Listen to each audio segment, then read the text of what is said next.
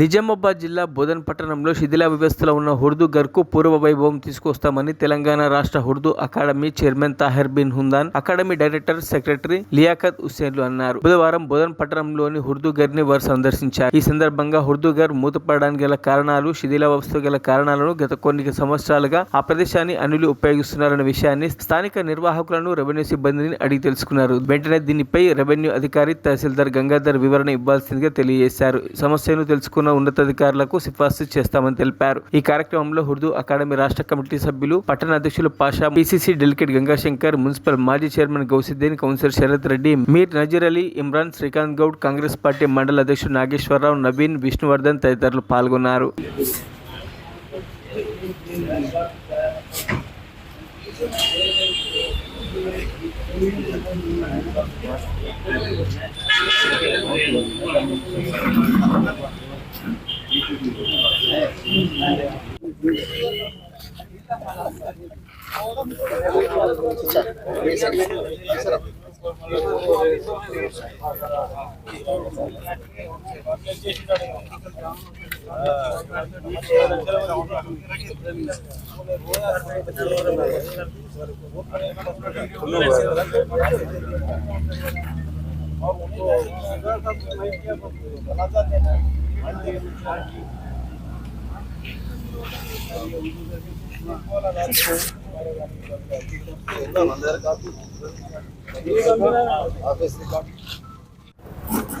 నేను director secretary Telangana రాష్ట్ర Urdu academy Liaquat Hussain నా పేరు.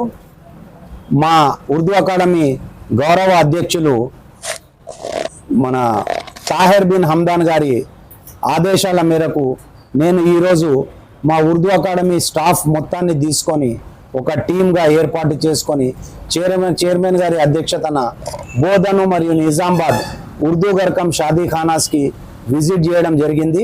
ఈరోజు ఇప్పుడు మనం ఇక్కడ బోధన్ ఉర్దూ గర్కం షాదీ ఖానాల్లో ఉన్నాము. ఇది డిలాపిడేటెడ్ కండిషన్లో ఉంది. దీనికి పూర్వ వైభవం తీసుకురావడానికి ఏ పర్పస్ గురించి అయితే ప్రభుత్వము దీన్ని నిర్మించిందో అదే విధంగా దీన్ని పునర్నిర్మించుకొని మళ్ళొకసారి ఇది ముస్లిం సోదరులకి వారి వివాహ కార్యక్రమాలు చేసుకోవడానికి పనికొచ్చేటట్టు చేయాలని ఒక సదుద్దేశంతో ఇక్కడికి రావడం జరిగింది. ఇక్కడ ఉన్న కమిటీ 7 సంవత్సరాల క్రితము కలెక్టర్ గారు ఏర్పాటు చేసిన కమిటీ, దాని కాలం అయిపోయినది.